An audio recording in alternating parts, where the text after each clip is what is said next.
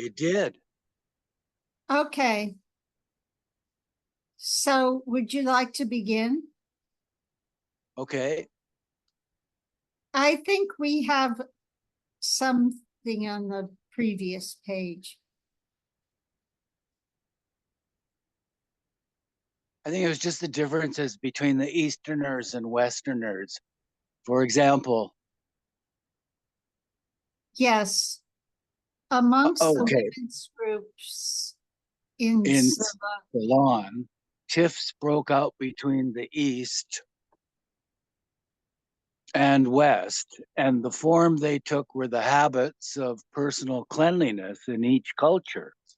For example, an Easterner would never drink out of someone else's glass and would be offended if one offered one's glass to them to have a sip.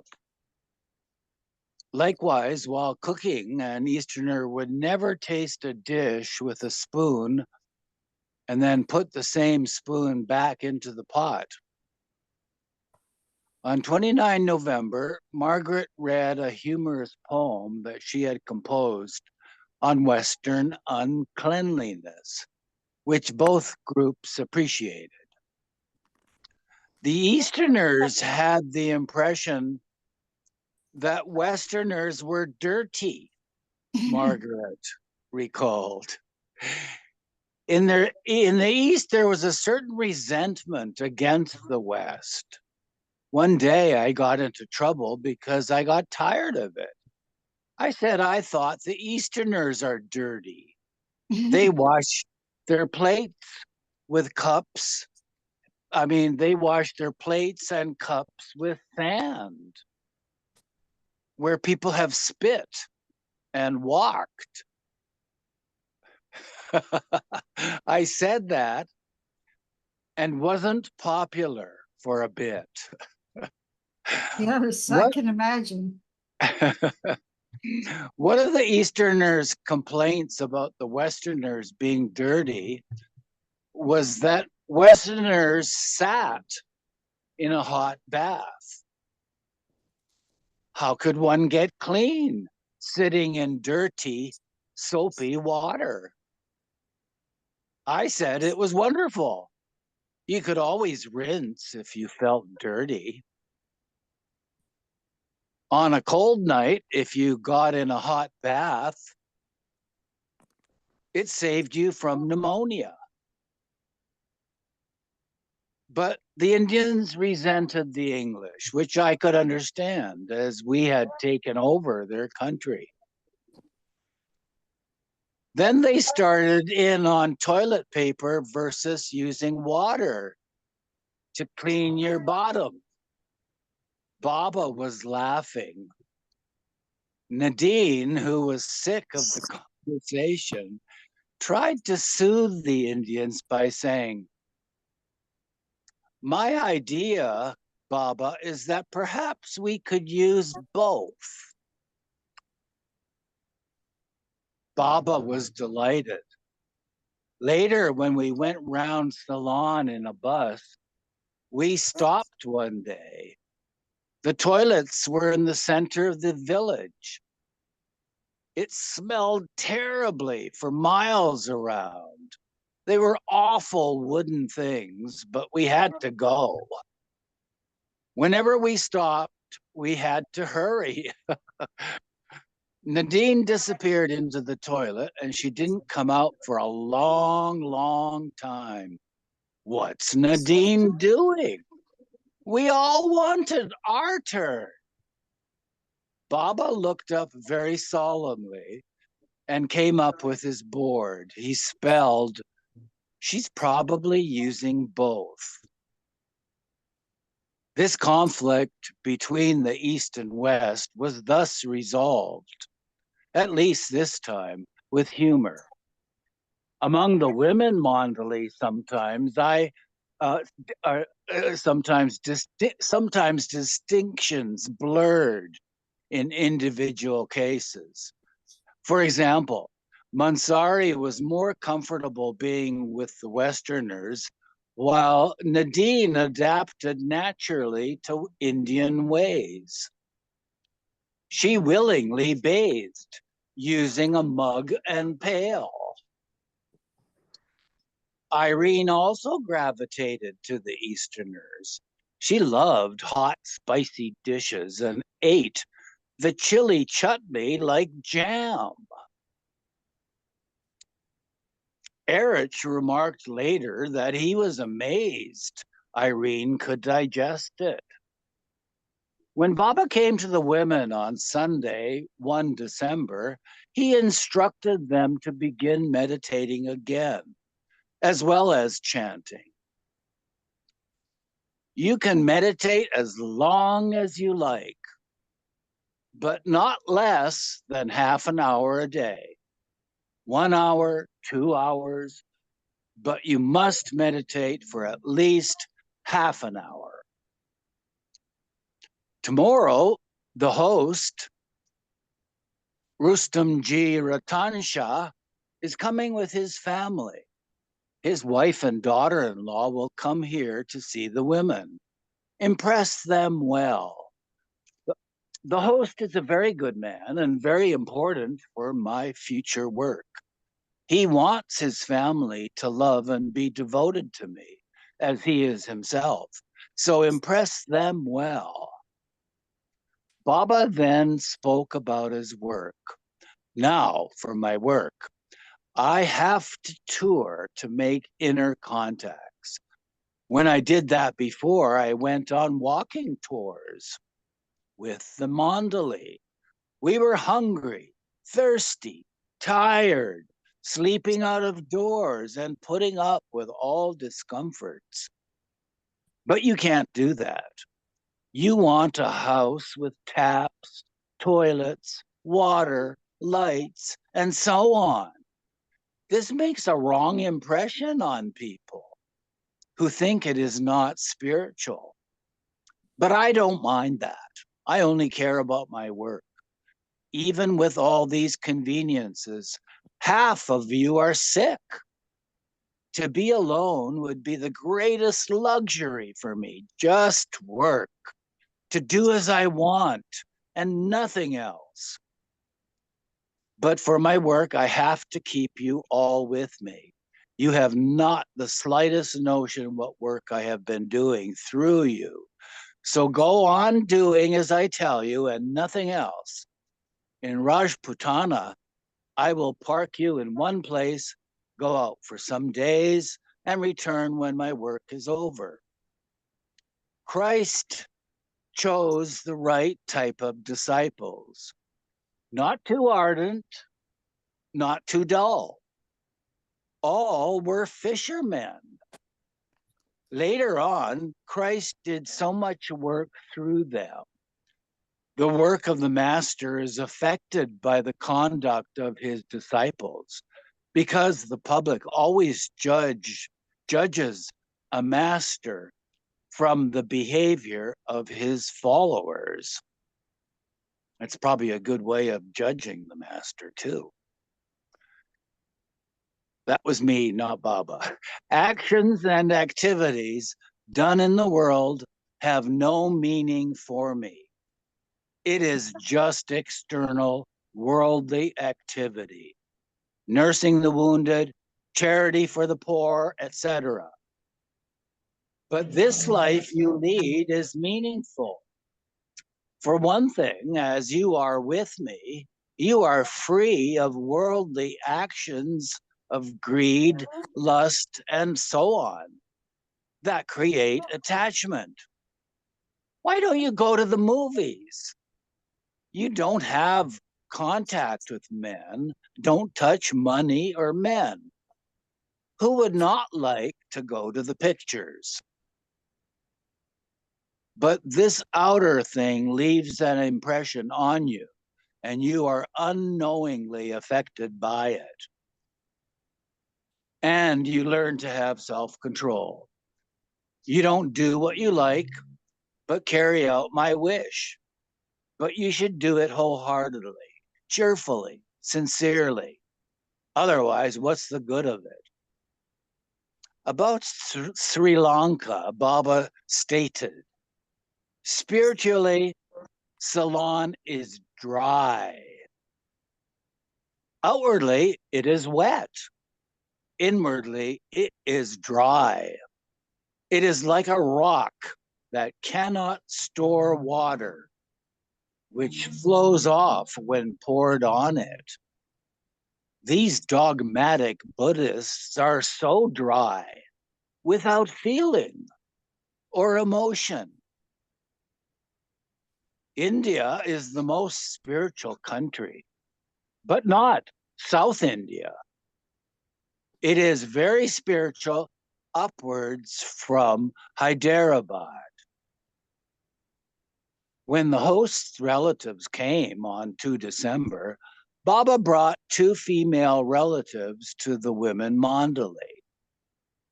As they entered, a song was playing on the radio. What do you know about love? And the sidebar says, oh, what do you know about love? 1938, Jerry Livingston Mac David. Baba observed, what do you know about love? This love on the radio is Broadway love. But what do you know of real love? He gave them an example of a saint who allowed himself to be sawed in half rather than go against what God had ordered him to do in a dream, which was to sit under a certain tree. Although the Primrose Hill estate had been rented for 3 months, after staying for only 3 weeks, Baba and the group left Kandy at 7 a.m. Scroll, please, Teen.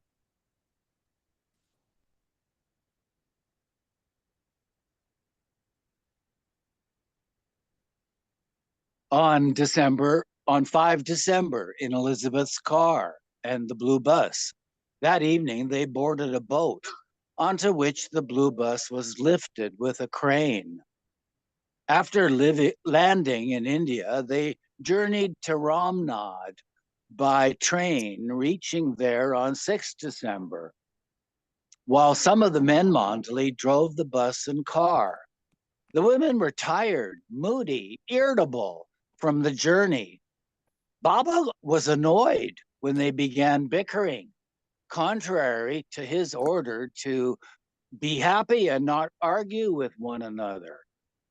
And the sidebar says Ramnad, located near the southern tip of India, is now known as Raman Athapuram or Raman Athapuram. Mansari laid some of the blame for their difficulties on Baba himself. While on tour, all were happy, she recalled, but Baba never allowed you the full enjoyment. Something would happen or he would say something to you. It wasn't like an ordinary vacation tour. At Meherabad, there were individual differences, but each had their own duties. On the tour, all were more closely together. When there were differences, Baba said to swallow them. One became irritable, especially under the harsh conditions of traveling, with no bath and everyone tired. Baba would also pay attention to one person, especially to make you irritated. It meant that he was thinking of you more, but at that time we didn't get it. One only felt the jealousy. Said Irene, Baba took us on the Blue Bus tour to train us to put up with things, not for sightseeing, though he gave us that too. On the bus, you'd stop, get down, it's hot, you're tired. When we stopped, it was sort of, who gets the best bed? We were still very much like that. Baba set such things right and told us where to stay. Though one had to get up early and you felt tired and dirty all the time, Baba wanted you to look cheerful. Don't have those garlic faces, he said. Otherwise, you will get old soon. Baba didn't want us to lose our moods, but he himself often created things. He would put you next to someone you didn't like so much, or whom you thought didn't love Baba enough. But Baba could get fed up with it, and in Ramnad on 8 December, he called everyone at 7 a.m. and told them, now, listen carefully. For 5 minutes, this is the last time I will tell you. I have been planning for some time to send you all away after my birthday in February. If it goes on like this, I definitely will. I told the Mandali the same thing in Kandy. The men, too, were not exempt from Baba's criticism.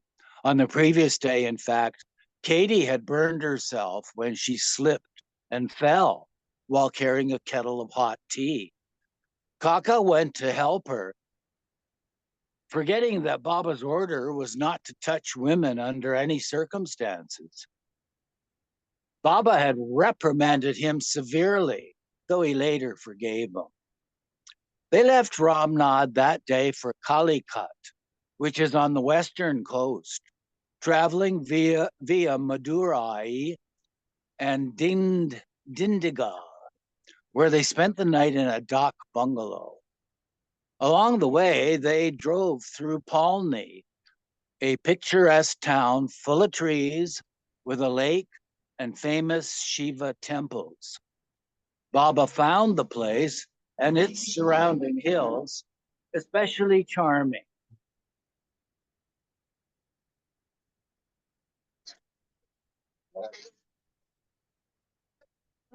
Calicut, hey, you guys, cut it out. The sidebar says Calicut, an important trading center in the Malabar region of Kerala, is today known as Kozhikode. When they arrived at a dock bungalow in Palachi around noon, however, his reaction was just the opposite. He did not like the place at all. They drove on and stayed the night in a dock bungalow in Palghat, which was very nice. And the next day, 10 December, arrived at the Salon Lodge in Calicut. It was a spacious bungalow, which was fortunate because here they had even more additions to their already large entourage, which now totaled 42 persons. The Jesawala family came, and later Frainie's daughters, Meru and Nagu, escorted by Masaji, who then left. Sidebar says, the original plan had been the Jesawalas to come to Ceylon, but with weather there so inclement, Baba had cabled them to meet the group in Calicut instead. Baba liked Calicut, but soon after arriving, Chati Baba lost his temper and shouted, "This place is hopeless, and I am burning badly." Baba had to bathe him with 200 buckets of water. Afterwards, Chati Baba bathed himself with hundreds more. While in Calicut, the women had the chance to go to the beach, as Baba had been promising them all along. On 12 December, he told them, from the 14th, go swimming every day, and the more of you who drown, the better. I worked differently. I worked differently at Meherabad, differently at Kandy, and here for 20 days I shall also work differently. The Mandali will bring all the musks and even the mad here, and I will bathe, feed, and clothe them. After 20 days, we leave, and I will put you all in a place called heaven, where there is no rain and it is not hot, and I shall work there. Today I gave Chadi Baba 12 small fish full of bones. He gave me 2, which he's never done before, and ate the rest, bones and all. Baba then recalled how Chadi Baba got his name. He used to eat out of one earthenware chadi, going daily to 20 different places asking for food. People first took his darshan and then put food in his chati. He put it all together and fed the stray dogs first. The dogs ate from it, and he ate with them. Well, that's how it's supposed to be done. That's why he is called Chadi Baba. Baba instructed them about their singing the 7 names of God and meditation. From the day after tomorrow, singing twice a day and meditation of half an hour or more. Because Margaret was mispronouncing the word Paramatma, Baba explained, the Atma is the individual soul. Paramatma is the oversoul, the soul of souls, the supreme soul. When the Atma is starting towards Paramatma, it is called Mahatma, a great soul, or a soul on the spiritual path.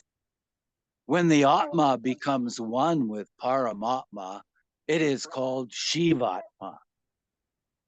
He explained that when meditating, if they repeated his name, it would be like a mosquito net around them, so that unwanted thoughts or mosquitoes could not bite them. Baba sometimes criticized one person for the benefit of someone else. That day, he said something about Nadine and then added, never take anything I say personally.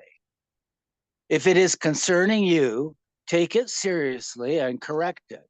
If not, don't worry about it, but always be ready. He then revealed, Nadine and Mansari were once a Marwari, a high Hindu caste. Nadine and Mansari were once a Marwari husband and wife. So Marwari is a high Hindu caste. Next reader, please. Rosalie, would you like to take over?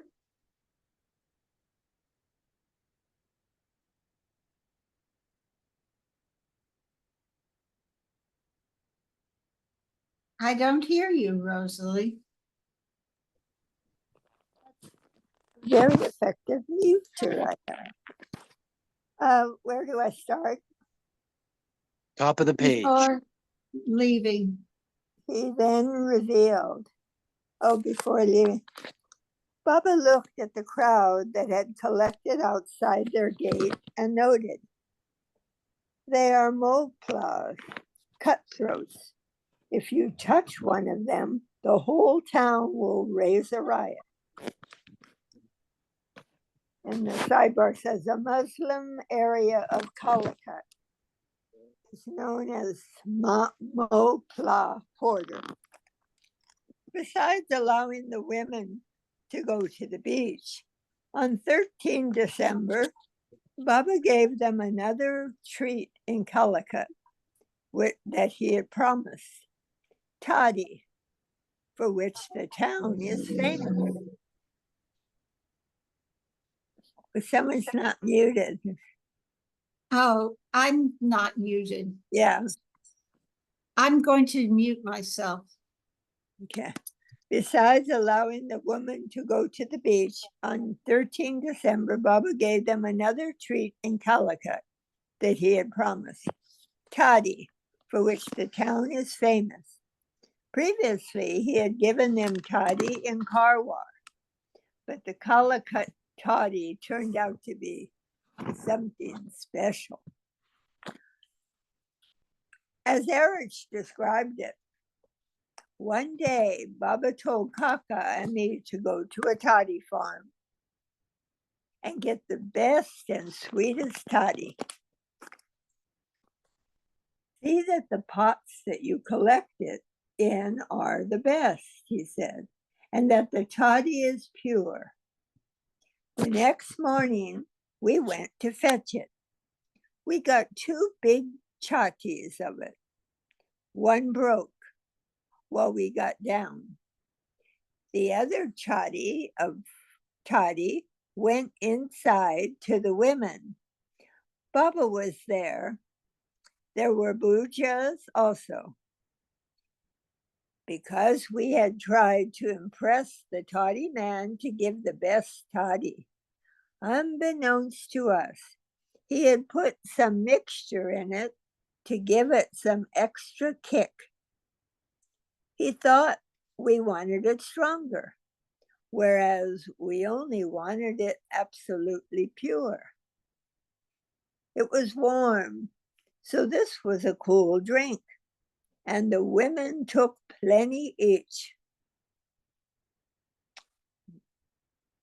A datura pod is sometimes added to make the toddy ferment quicker and have higher alcohol content. Datura, also known as Jimson weed or thorn apple, contains belladonna, alkaloids, and is a mild hallucinogen, a common ingredient in folk medicine and a sacrament in ancient religious rituals. It was once used by the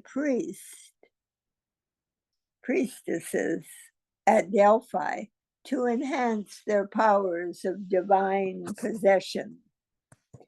In the Far East, it is especially associated with Buddha. It is satic. It is. It is said that when Buddha preached a sermon, the heavens bedewed the petals of this plant with raindrops. Okay, where am I?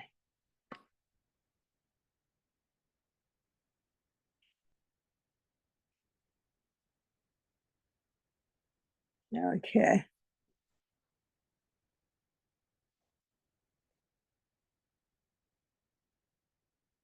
I lost myself. Oh, here.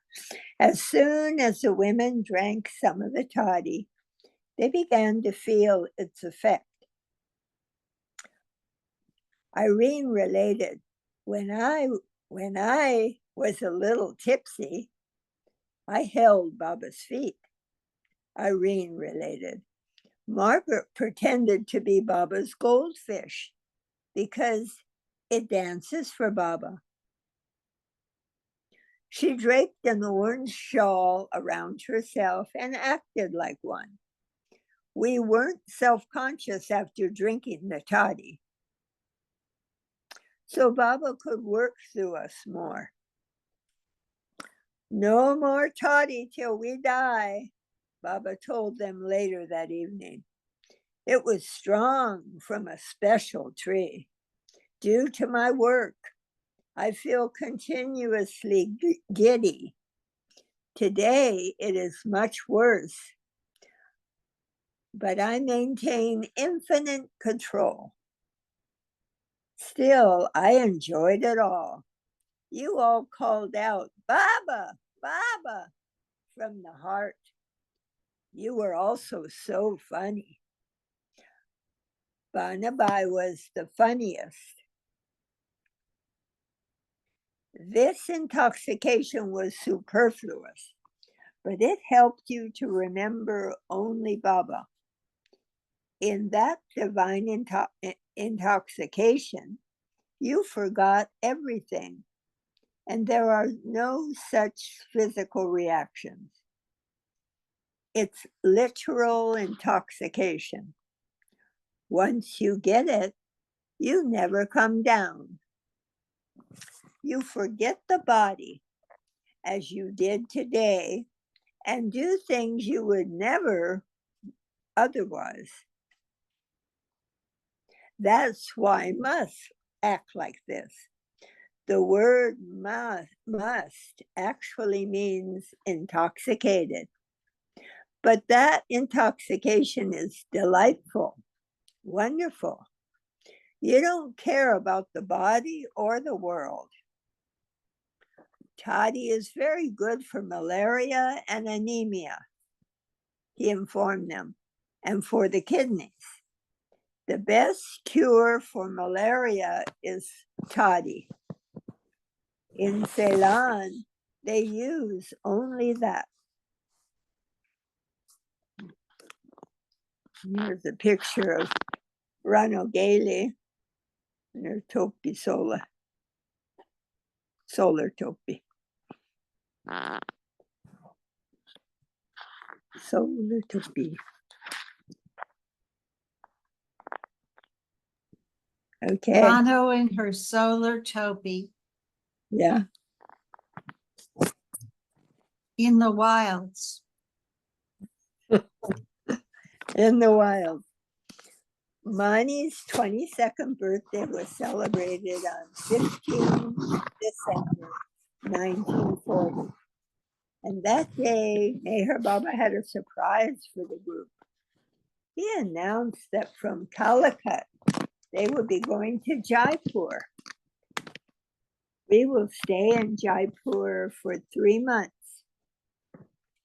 You will do the cooking, washing the bagulas, pots, washing your own clothes. All help to peel vegetables, clean the rice, etc. You have no work here.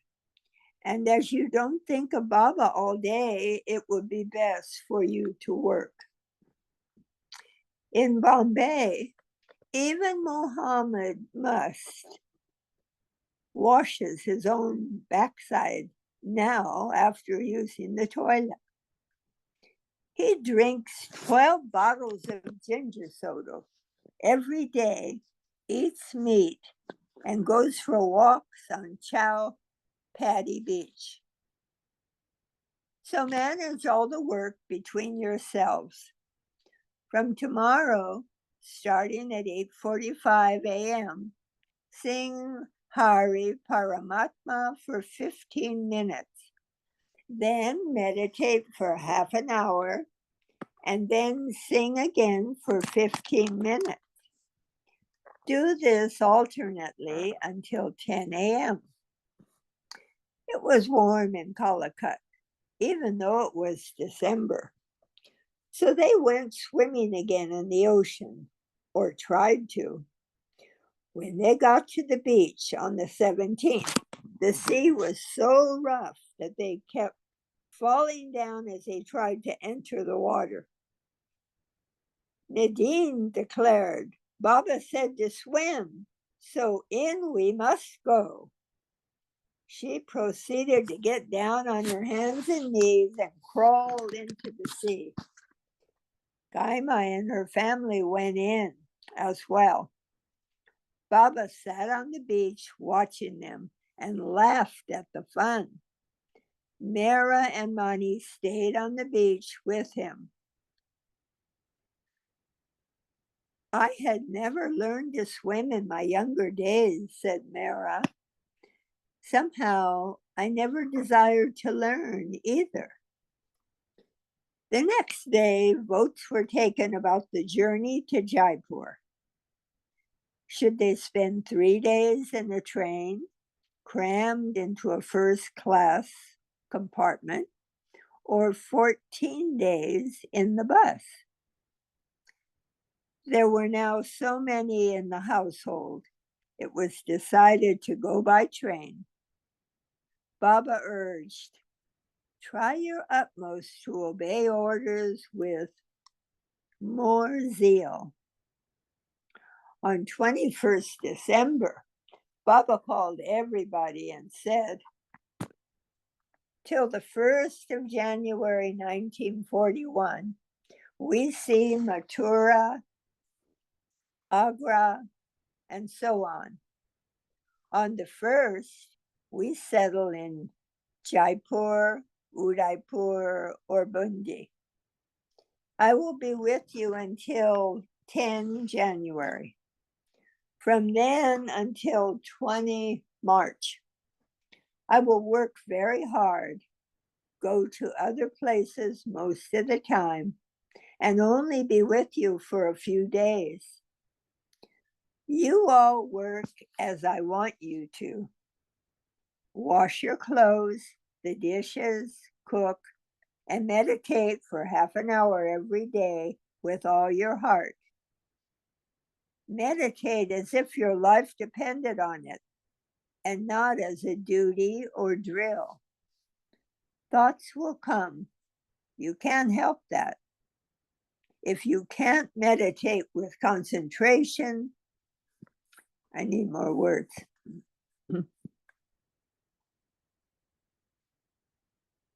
Tina, please scroll.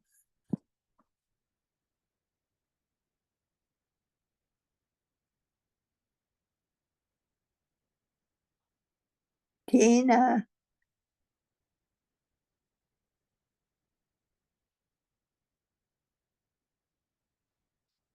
Eugene. Somebody.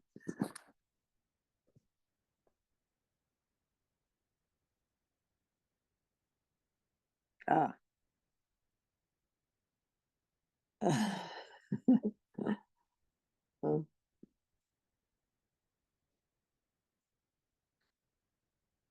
Thoughts will come. You can't help that. If you can't meditate with concentration, then repeat my name continuously and with feeling. Thoughts are not in your hands, but feelings are. Also sing Hari Paramatma from the heart.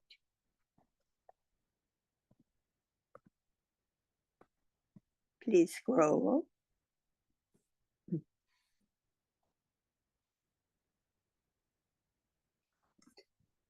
These 3 months are the most important period of the year. So try your best and obey all orders. No moods, help each other. Think of me and obey all the orders as the last chance of obeying me in this important period. On 23rd December, the group boarded a train bound for Jaipur, while the blue bus followed with most of the luggage. Chanji and Pendu had been sent ahead to arrange their accommodations. And when the group arrived in Jaipur 3 days later, they were taken to a bungalow on the outskirts of the city. The bungalow was unusual in that there was a tomb of a Muslim saint in its compound. In Baba's room upstairs, Mehera made sure that all of his personal belongings were in order and that he was comfortable. With Baba, the women always made a home for him, wherever we were, Erish noted. On the men's side, we were just wanderers with him. Jaipur, the pink city, where they had stayed almost 2 years before at the start of the Blue Bus tours, was a pleasant place, but the swarms of flies were a nuisance. Katie was cooking on an open veranda, and Dowla had to help her fan the flies away. Likewise, when everyone served themselves, they had to be careful while opening the lids of the dal or stew, as the heat would then kill the hovering flies, which could easily land in the food. Once Mera, Mani, and a few others went out with Baba to see some place in the city. When they returned, they found Margaret quietly reading a book barefooted, her big toe coated with honey to draw away the flies. "This is the only way I can concentrate," Margaret explained. "All right," Baba said, much amused by the sight. "Now go and wash your foot." Margaret used the same ploy while eating. There was no dining room, so they all sat wherever there was a place, holding their plates on their laps. Margaret put honey on her foot again so that she could enjoy her lunch. "Margaret was very calm," said Mani. "Nothing perturbed or excited her like the others." Elizabeth ate sitting under a mosquito net. Baba finally instructed the two doctors, Don and Nilu, to think of some way to get rid of the flies, but they could not come up with anything that was effective. Flies were not the only source of trouble in Jaipur. There were wild monkeys also. In the evenings, black-faced, long-tailed monkeys came in the courtyard, hung on the railing, and watched Katie cook. Katie instructed the servants to give the monkeys some chapatis so that they would not bother them. But she also kept a stick handy to wave at the monkeys if they got too close. Otherwise, they tried to steal the vegetables. Nara and some of the others brought chana, dried chickpeas, and peanuts to feed them. The leader of the monkeys was tame, Mera recalled. "He came and caught my hand with one of his hands and with his other hand very quickly ate the chana." But she added, "I didn't like his dirty hand holding my wrist." Sometimes peacocks made a howling noise near the house. They looked beautiful, but their noise was anything but beautiful. The Mandali heard that there were fierce man-eating tigers in the area as well.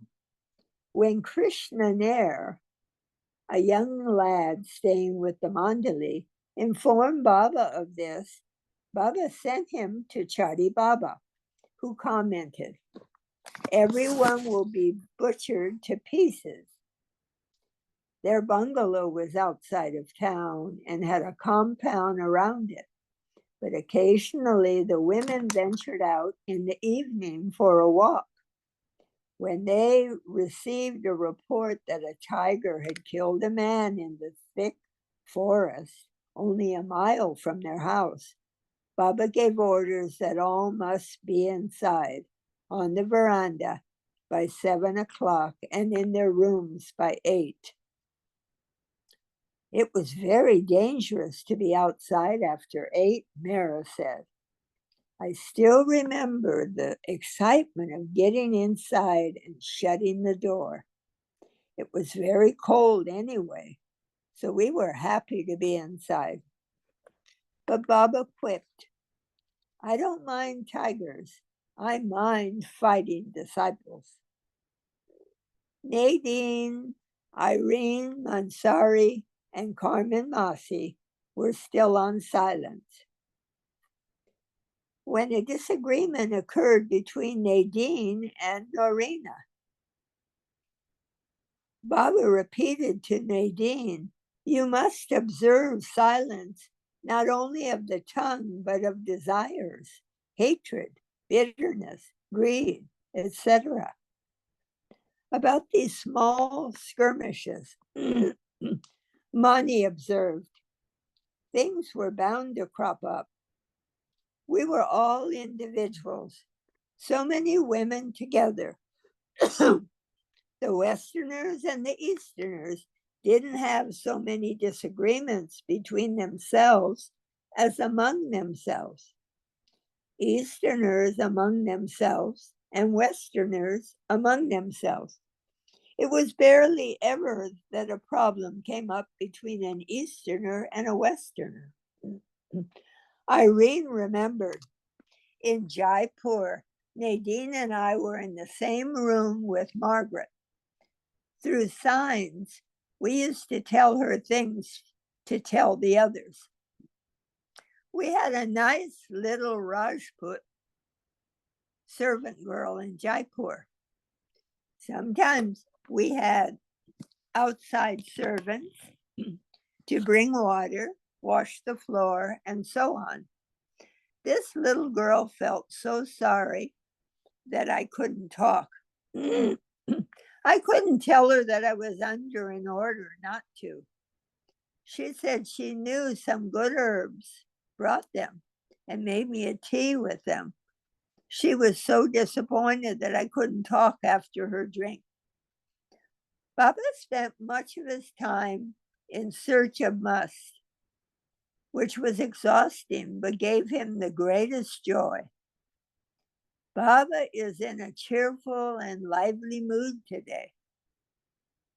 Nilu wrote in a letter on 6 January 1941, as Baba left for Jodhpur to contact more must with Eric and Gustaji. When Baba left on a must trip, he often asked Rano for her solar topi, even though he had several of his own. He first examined the hat for grease marks, and Rano always assured him, I never use oil on my hair. Baba returned the topi when he came back, and Rano kept it for the rest of her life as a special memento. When Baba returned on 8 January, he met with the women and said, before I speak, I have to contact 75% of the must in the world. I have already contacted 70%. Now only 5% remain.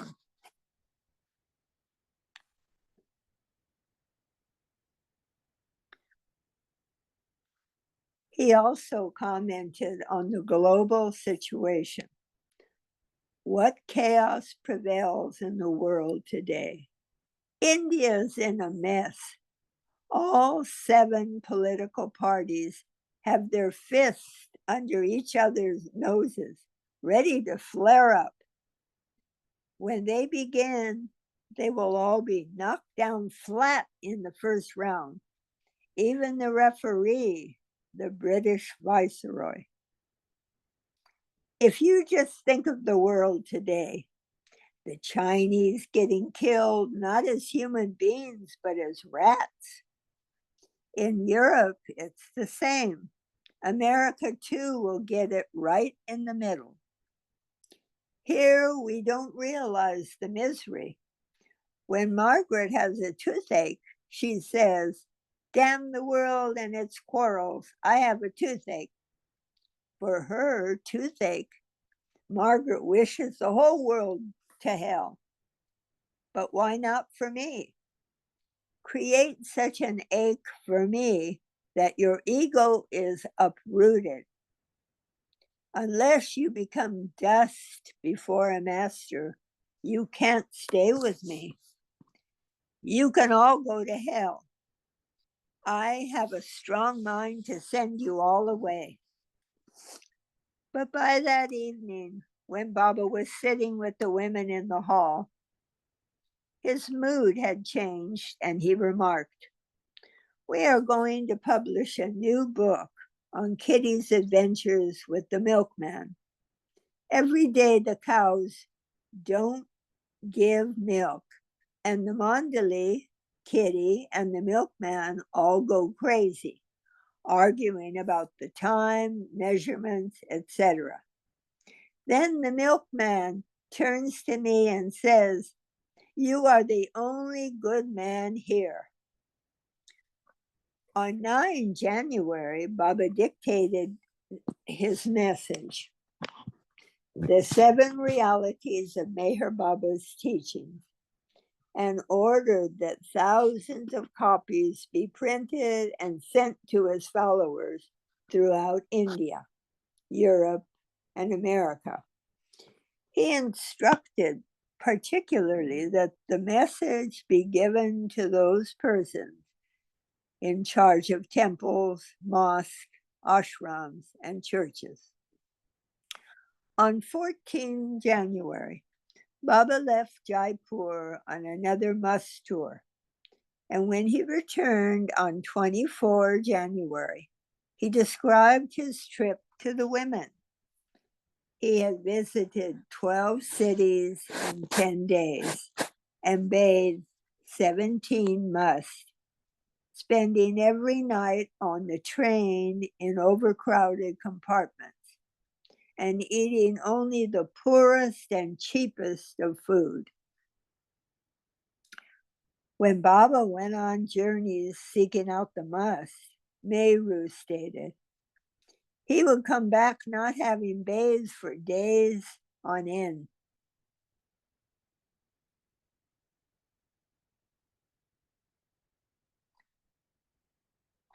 After traveling in dirty third-class trains, so tired and hot.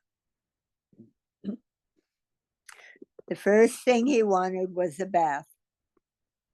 But we could see that he was really happy and could feel that inner happiness glowing within him from his mosque work.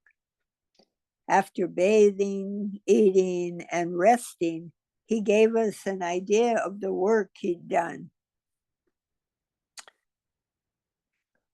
One mosque contacted at this time, Baba said, was the spiritual chargeman of the area, who lived in an isolated cemetery. When Baba met him for the second time, the saint wept and shouted with heartbreaking anguish, "God has found me in the wilds."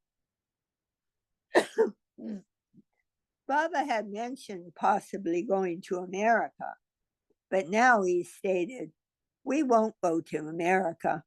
We move towards real trouble. You will see how the whole world is aflame. In 4 months, half the world will be dead, but you all will still be alive. Be sure of one thing. I will take you amidst such troubles, real trouble. I will have to sacrifice something important." Previously, Baba had said that it might be necessary to take his mandali and stay on the boundary of Russia and India, or on some island across the ocean. They had stayed on the island of Ceylon, and now Baba proposed to take them to the other. "We will go to Quetta and then to the extreme border of India near Baluchistan, Persia, and Russia. Whoever thought we would go back to Meherabad soon, forget it. We won't go before July. In fact, from 21st February, we will actively seek real trouble to bury a couple of you in the desert to begin with. The Sindh desert is famous for taking its toll of motorists. In short, I will go out twice for 2 days. We leave for God knows where. We will have rested here for 2 months. Then we will be restless. All are killing each other now. From March, there will be more killings, floods, earthquakes, fires, and diseases. Nature killing them and people killing each other, and God working all that out. Why?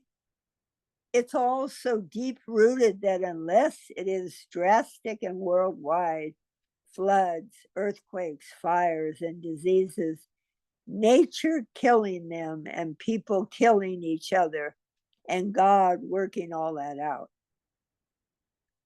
Why? It's all so deep rooted. Oh, I read that.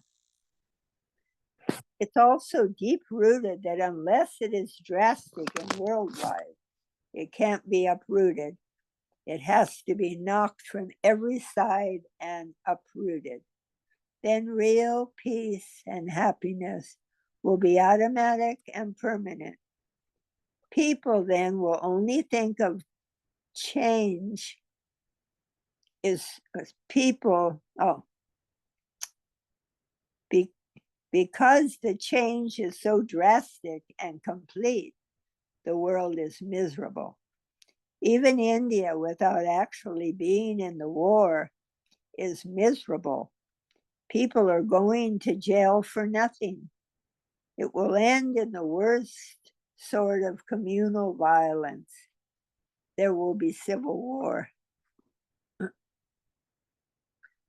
The conversation turned to Baba's upcoming 47th birthday, about which he had stated previously that it was, quotes, the most important one in spiritual history, but that it would not be celebrated either publicly or privately.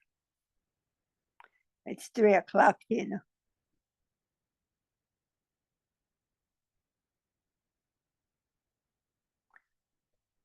Now, Baba noted, many have offered birthday donations, which now reach 4,000 rupees.